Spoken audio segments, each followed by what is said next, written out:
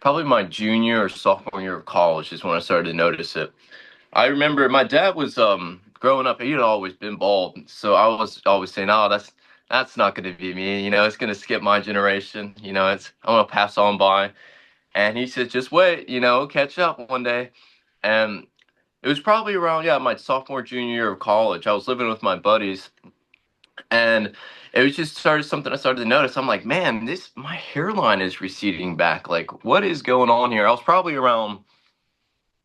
21 at the time, if I had to take a guess. And then I just started noticing it more and more. And then I would go to my barber. I'm like, hey, can we do anything about this? And he'd say, well, it's kind of just happening, and you just got to figure out what you want to do with it. And it really started when I started growing my hair out, because I used to just keep my hair a lot longer. And then as I started noticing, the longer it got, the more it would just kind of become more noticeable. So I was like, okay, well, I'll start getting it cut a little shorter. And it started making me kind of be more self-conscious about my hair. I just do whatever with it at the time. And then that was the first time I actually buzzed my hair. I think I did it when I was about 21. I just went and just got it all taken down. And then at first I did it and I was like, I don't really like this. I was just like, I can still grow it out. It's not that big of a deal. I guess in my head, I hadn't accepted that. I was just like, no, not for me right now. I was mostly concerned about like what other people might think of it, how I'm just this young man, I don't need to go for this just yet. And then it progressively started getting a lot worse, probably around 22, 23 is when I started to notice that like my back of my head was thinning a bit.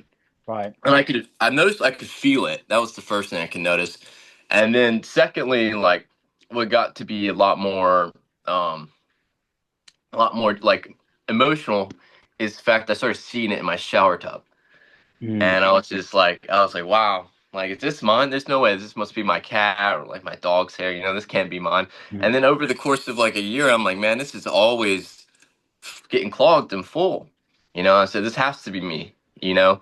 So that caused kind of raised made me more, at least more aware of like, okay, I can't just say that this is not me anymore. Like this is actively happening. This is becoming a problem. And then I remember going and I've looked at some old photos when I was about 21, right before I really started onsetting. And I would periodically look at them because I would talk to my friend Jace, my roommate now, and we went on this huge road trip together. And I could periodically look through these photos and be like, wow, this is really cool. And I was noticing, man, my hair does not look the same, and Mm. that was only about like 2, 3 years ago. I started living on my own when I was about 24, no more roommates, and then started really noticing it. It was really kind of kicking in, especially, and I'm not sure what really triggered. I mostly really started paying attention to it when I was working in healthcare because I would have to go and make sure I'm always presentable, make sure my hair looked right and everything. And then I would notice that when I bend over and stuff like that, like I was like, man, like there's a spot forming here. And it really got in my head, for the longest time, I kind of just, you kind of become obsessed with Right. that spot in your hair. You're always thinking, oh my goodness, who's looking at this? Who's noticing this? And it really hits your confidence, man. I would try to make it like, oh, this doesn't really affect me. Like, no one really cares but me. I'm the only one caring about this so much. But then after a while, though, you start to think, well, other people might be noticing it. I remember one time I was hanging out with a friend of mine, and she brought her friend over. I was like, oh, she's pretty cute. We're all hanging out, getting drinks together. And I remember going and walking in front of them at one point, and I had turned around and I saw her do like this, point Mm. at it. And I was like, oh, that's when I Right. kind of realized it's not just, you know what I mean? People notice that. That got into my head for a while. And I was like, okay, Mm. well, I can't just say like, oh, I'm not. It doesn't bother me at this point. I just kept putting up with it, trying to do all these treatments. I did minoxidil. I did some like hair growth treatment. I was looking and following, checking out these reels of like, oh, how people get their hair back. And for a good bit, I did it for about 6 months, and I didn't really notice any differences, any changes. So I was like, okay, well, I'm not sure what I wanted to do. So there was a period for about like between 24 going into 25 that I was just like, whatever, I'm not gonna let this. I'll try not to let this bother me. But it's like it's like a rock in your shoe, you know what I mean? You can Mm, say that it's not going to bother you, affect you, but you're going to feel it, you know? It's always in there until you actually take that rock out. You actually examine those feelings, what's causing that. Eventually what led to me making a big change is that I do a lot of photography. mm, And I would just become terrified of people taking my photo because I was like, it only has to be at a certain angle. And then I would give my friends the camera because when you do photos, people like, okay, like let me try. You know, you got a good photo, let's do this. And they would take a bunch of photos of me, and I'd hate all of them. And even though there'd be a solid photo of me, it would just be me thinking about my hair. You know how like my hairline looked or the bald spot in the back of my head. And I couldn't appreciate some really cool moments and photos with my friends that I've gotten just because that would be the only thing I'd focus on. That would be like the pivotal point. I would just really notice it. Like there was a key photo my friend took of me. And we were all hiking and we just did this backpacking trip. We were about 5, 6 miles and we're all chilling out. And it's a great photo of us just underneath this cave. And then I go and I see that photo of me, and I immediately was just like wanted to hide it because it was just evident, proud in there that I'm balding, and it is not looking great. You know, I could sit here and that whole mentality of like, oh, just it's not going to affect me. I just whatever, you know. And then you see that, and it's just clear as day, you know, like a fly in milk. You're like, oh man, I need to start doing something about this, you know. mm, The first steps were just me getting haircuts more regularly, making sure it's every 2, 3 weeks, you know. And then eventually I realized that, like, well, I'm spending a lot of money in just getting these haircuts all the time, you know. What am I doing just to maintain the facade that it's not really going anywhere?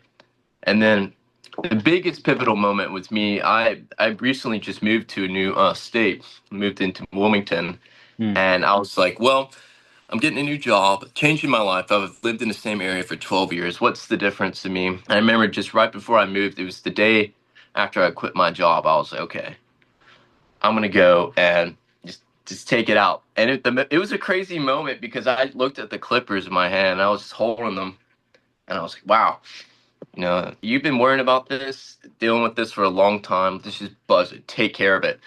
And it helped that I had previous experience of buzzing it before, you know. It wasn't like I was totally unaware of what I might look like. I think it was more or less just accepting that this is not a bad look. You know, this is me. This is what I'd like to do going forward because constantly thinking about how my hair is going to look, wanting to cover it up in photos, making sure I'm like I'm not bending over and stuff. Just constantly, how do I? It's just taking up like bandwidth in my brain. You Yeah. know, just filling up that time when it's useless. You know, it's just hair, and the only person really focused on it is me. Mm, So I took those clippers, I put them I didn't even measure it. I was just like 3. This looks good, you know. Let's just hmm. buzz it down with this. And then what you call? Remember just that first go right through the middle, and I was like, oh, well, I'm committed now, and you know I got to do this. And then periodically, like I've gone and reshaved it. I even had my buddy go and trim it up for the first time, and that was a cool moment because I was just like, oh, okay, you know, like it's not just me that's accepting it. It's like nice to see that like I've had people around in my life that'll be okay, cool. Like I got you, man. Let's get you taken care of. Mm. Because when I did it myself for the first time, man, I missed the back. Right. The back's a hard spot to get. I will Yeah. not. There's some fuzzy bits back Take here. some practice. Yeah. Yeah. But I think a lot of it came down to me just accept like a lot of the denial of it was me thinking that I guess I've given my dad so much crap growing up about being bald, you know, and I said that's not gonna be me. And he says, just wait. And I guess in a way I was just trying to be like, you know what, like deny it, that won't happen. I can it just it's not 1980s, you know, like there's all these products and stuff. I don't have to be like this. But it doesn't necessarily work like that all the time. And then I guess as me getting older and just realizing that like, oh, me giving him crap all this time is the probably the exact same feelings that he might have felt that I feel now, Mm, you know. And then as I kind of accepted those things, I was like, okay, you know, it was kind of freeing in that way as well, just to be able to say that like, yeah, like I don't know, I it just feels good just to walk into being not having to worry about it. You know what I mean? Like mm. I can go and go anywhere. I don't know. It's like I don't think about it as much anymore, which is nice. It's just kind of like, well, I maybe need to go and trim it and do whatever. And I don't know, it's changed a lot of things about me too. Like as soon as I buzzed it, I was like, okay, I have other time now to go and do these things, but much more active. I mean, I started weightlifting, which is really nice. Nice. Going to the beach more and eating healthier. I think it wasn't just like just shaving the hair. It was like a change of mentality. Like it leads to a Mm. lot of different changes and everything. Like I cut out drinking as much. That's a great thing as well. Yeah. Because I don't know, you don't necessarily feel like you need to hide something as much, and I felt like alcohol was a big part of that too. I think that's a pretty key thing. Tell me about this change in mentality Hmm. when you did it. What does that mean for you?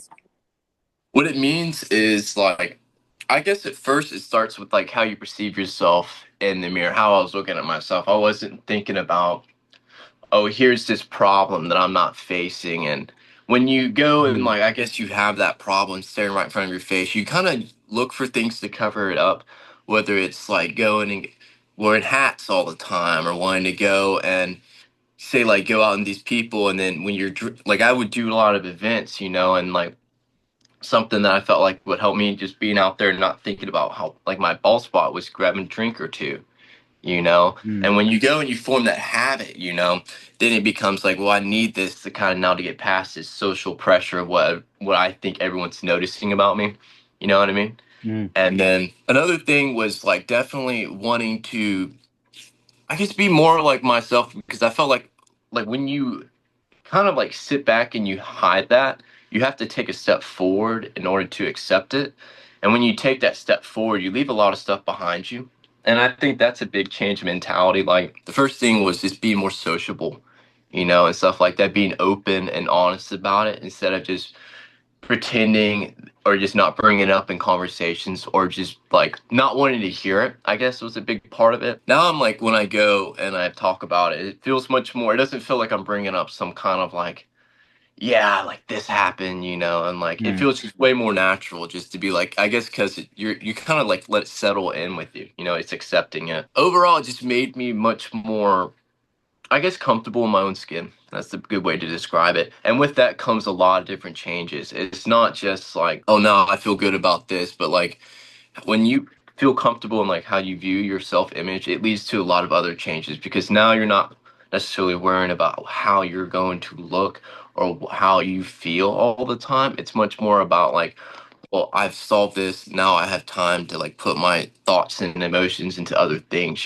which has Mm. led to like stuff like weightlifting, eating better, making sure that I'm going and pursuing better habits for myself, and it feels good. It's like an all-encompassing cycle, If you start one part of it, you'll eventually get to the rest of it till you start, it keeps looping and looping. The way I hear that is like you said there, you're no longer because you no longer feel like you're hiding yourself. Yeah, You can yeah. kind of like be yourself, and it's almost like a self-respect thing, right? So then you think, Yeah. I'm able to accept this, like feel better about like the reality of who I am, which then Mhm. in turn makes you want to do like more good things for yourself rather Mhm. than kind of like creating this barrier because you're trying to hide yourself like as you were before, right? Yeah, so when that barrier is up, it leads to like either if you can, like you said, like you kind of break forward out in the open with it, you're much more likely to do better things for yourself because you're not necessarily wanting to hide anything.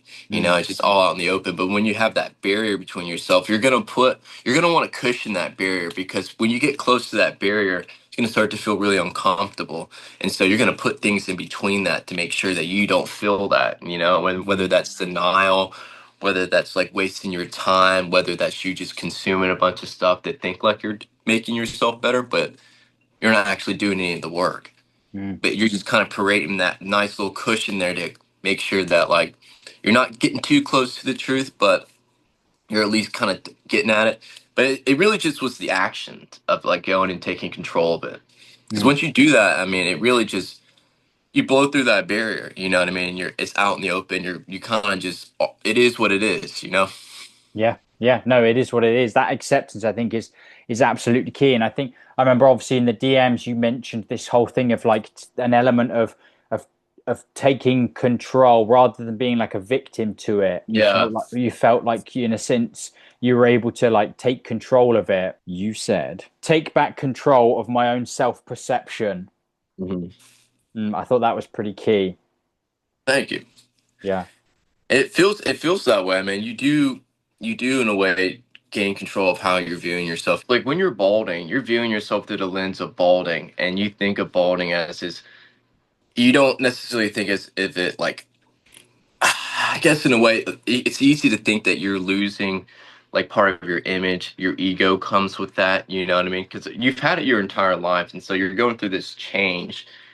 And a lot, you can see it a lot. Some people just hang on to it for like their dear life. I don't know. It holds you back in a way because you're like, again, you're keeping yourself inside this cage, and then you realize that like two-thirds of men go through this. You know what I mean? You're not unique, unfortunately. It's Mm, going to happen to a lot of other people, and you can either break out of that cage. And then I think in the, in my DM, I said something about a bird in a cage. And then you can sit there and keep trying to hold it back, trying to keep all that stuff that's coming in. You're just keeping yourself in that cage. And then as soon as you kind of just open it up, you set yourself free, you realize that like, well, I don't ever want to be back in that cage again. Like it's so much better to just be out and about just being openly who I am or what's going on with me. I don't know. It was really important to definitely take control of at least that because with that step, it leads to a bunch of other great steps for yourself. mm, And I think when you can at least like who you like how you feel, like how you see yourself, that's going to lead to you being more brave to take chances, to be more comfortable and engaging in new things. Because when you're just again like hiding yourself, man, you really aren't going to want to do anything that's going to want to challenge you because that's going to mm. mean you're going to have to face that cage again, that thought process of like, well, I'm this kind of person, and this, what am I going to do to make sure that this doesn't get this, whatever I'm keeping to myself is being shown and it's not going to hurt me. But you take control of that, then you realize, oh, that really wasn't that big of a deal, and it frees your mind up, a lot of your, I guess, your thoughts to be able to do new things. Yeah. Incredible.